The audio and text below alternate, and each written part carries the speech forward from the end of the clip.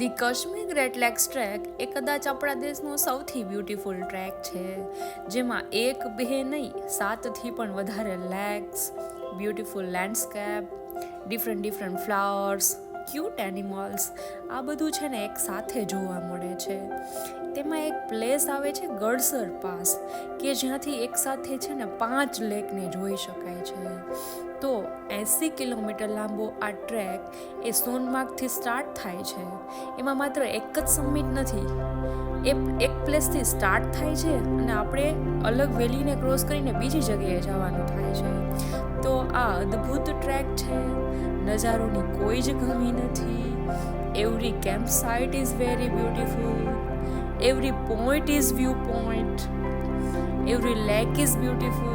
અને એમાં પણ મારી પર્સનલ ફેવરેટ હોય તો એ છે ગંગબલ લેક, કે જેની સામે બેસીને જે ખુશી મહેસૂસ થઈ હતી એ શબ્દોમાં ના વ્યક્ત કરી શકાય.